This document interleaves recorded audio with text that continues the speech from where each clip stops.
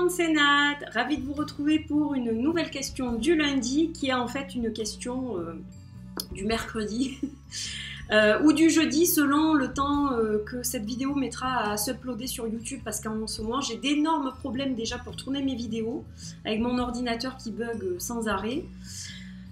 J'ai moins de temps, donc ça explique aussi pourquoi je suis moins présente sur les réseaux sociaux et sur YouTube aussi.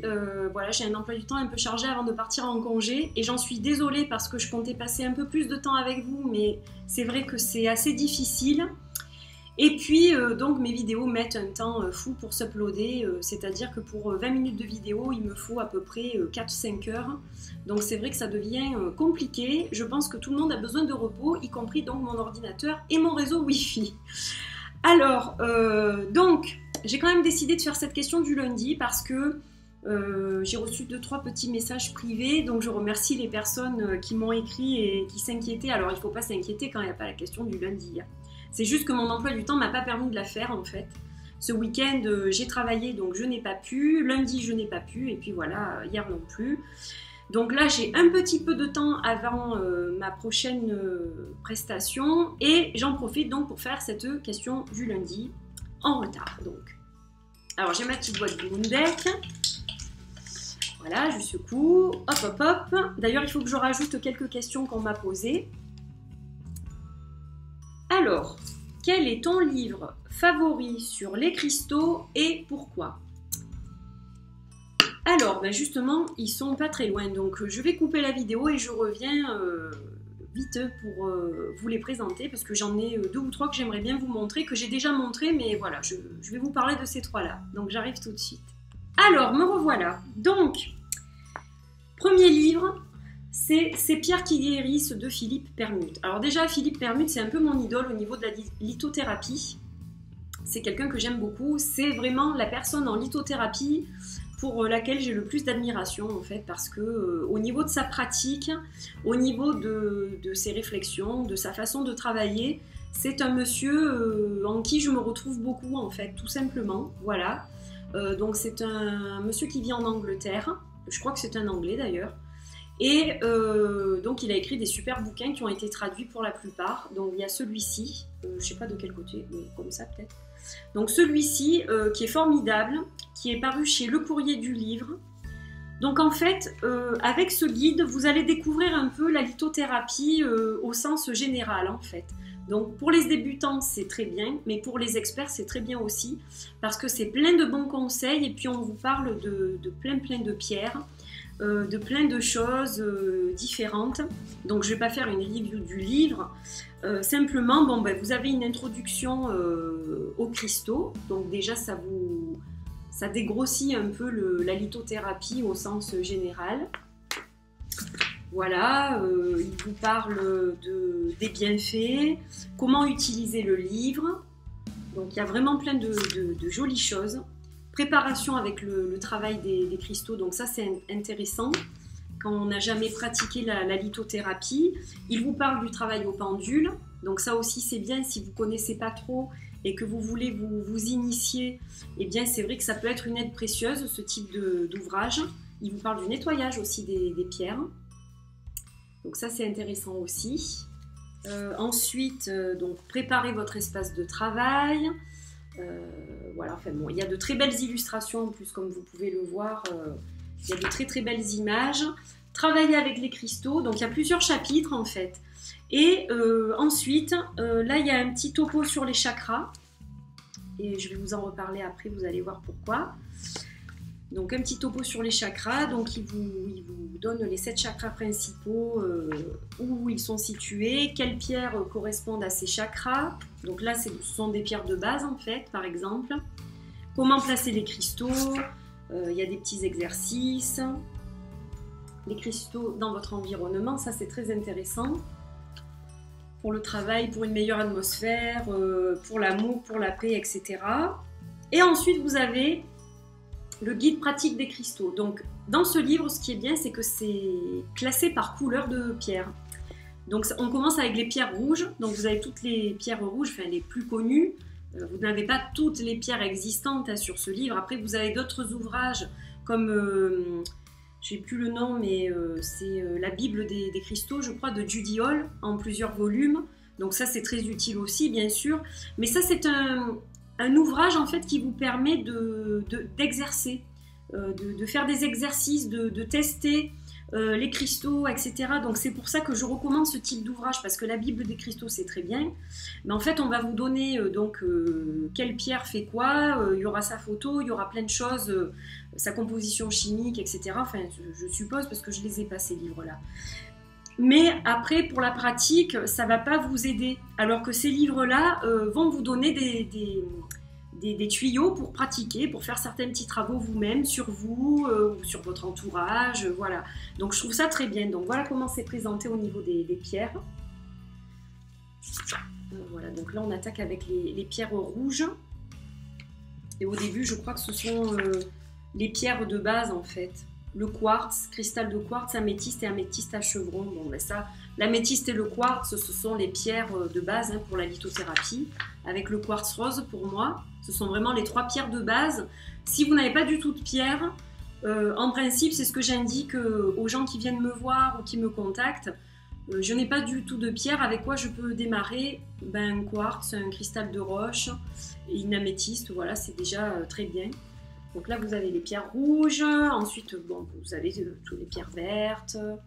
Voilà, donc vraiment très bien fait. Et ce qui est aussi super, c'est que après donc, la description des pierres, donc vous avez leurs propriétés curatives au niveau physique, au niveau spirituel et émotionnel. Donc ça, c'est intéressant. On vous donne la correspondance astrologique et on vous donne aussi la correspondance des chakras. Donc ça, c'est bien aussi si vous travaillez avec l'astrologie, les signes du zodiaque ou avec les chakras, donc ça aide aussi bien sûr à connaître quelles pierres correspondent à quel chakra. Et à la fin, donc, vous avez un autre chapitre où on va vous détailler par affection quelles pierres sont utiles. Donc là, vous avez par exemple les affections physiques, donc l'acné, acouphènes, addiction, affection des tendons, anorexie, etc. Donc là, si vous voulez chercher par affection, eh bien, vous avez directement les pierres qui sont le plus appropriées pour traiter ces affections-là. Donc ça, c'est vraiment super. Et vous avez la même chose pour les troubles émotionnels. Et vous avez aussi la même chose, il y a encore autre chose, pour l'amélioration de la qualité de vie et l'épanouissement spirituel. Donc là, on a l'épanouissement spirituel, donc ça, c'est super aussi, pour développer justement cette connexion un peu, et l'amélioration de la qualité de vie. Donc vraiment, celui-là, je le recommande à la fois pour les débutants et pour les gens qui connaissent la lithothérapie, parce que pour les experts, ça va être plus un mémo. Moi, je m'y réfère pour certaines choses, quand je cherche quelque chose, pour une affection par exemple, ou par couleur, pour les chakras, enfin pour tout, donc je m'y réfère souvent. Mais si vous ne connaissez pas du tout la litho, c'est très bien aussi. Voilà. Et dans le même style, toujours chez le Courrier du Livre, il y a celui-là, Cristaux et Chakras. Donc celui-ci est spécifiquement pour, il traite spécifiquement de médecine énergétique pour les points énergétiques de notre corps, les 7 points principaux, donc les 7 chakras. Et comme c'est un peu la spécialité que j'avais pris avec le Reiki cristal, donc comment traiter les chakras, les purifier, les nettoyer, etc. Donc ce livre est super intéressant. Donc là, on développe le petit encart qu'il y avait sur les chakras. Donc là, est très développé puisque on va apprendre chaque chakra et donc vous dire comment le guérir, quelles pierres sont adaptées, voilà, avec plein de références comme le parfum associé, la couleur, etc. Enfin, c'est vraiment très intéressant. Donc vous avez énormément de cristaux aussi qui sont mentionnés, donc pour chaque chakra.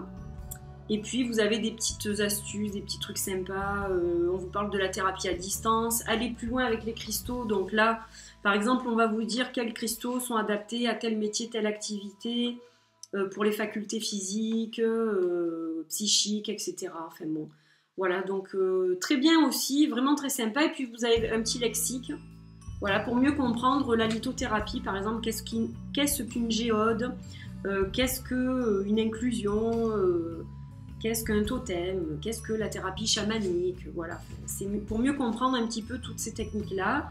Et vous avez un index, donc vraiment très bien fait aussi, quoi, sur le même modèle. Je recommande vraiment ces deux livres-là. Hop, voilà, ils sont vraiment très bien tous les deux, donc tous les deux de Philippe Permutte. Et pour terminer, un petit livre que je trimballe presque tout le temps sur moi quand je vais à un salon des minéraux, c'est 430 pierres aux vertus thérapeutiques de Michael Singer, paru chez Très Daniel. Donc c'est un livre qui a un tout petit prix, il fait 10 €, enfin 9,90 €. Et en fait, il est pratique, surtout quand on va acheter des cristaux, ou pour découvrir les cristaux aussi, parce que vous avez quand même la minéralogie et les indications thérapeutiques. Vous avez la photo, donc il est bien fait. Il est vraiment bien fait, puis il y en a 430, donc il y en a quand même un certain nombre, plus que dans les deux livres que je viens de vous montrer. Donc c'est vrai que c'est quand même un ouvrage qui est assez complet, et c'est pratique quand on va acheter une pierre qu'on ne connaît pas, parce que ça permet aussi de la retrouver, de voir un peu quelles sont ses propriétés, etc. Donc ça, je le conseille comme petit livre à avoir sur soi, en fait, à la fois aussi pour les débutants et les experts. Je trouve que c'est un petit ouvrage qui est très sympa, qui permet de connaître les pierres, de voir à quoi elles ressemblent, de connaître aussi leur minéralogie, donc c'est-à-dire la composition.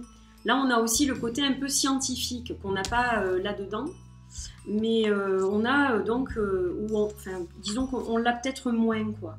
Je pense qu'on l'a aussi.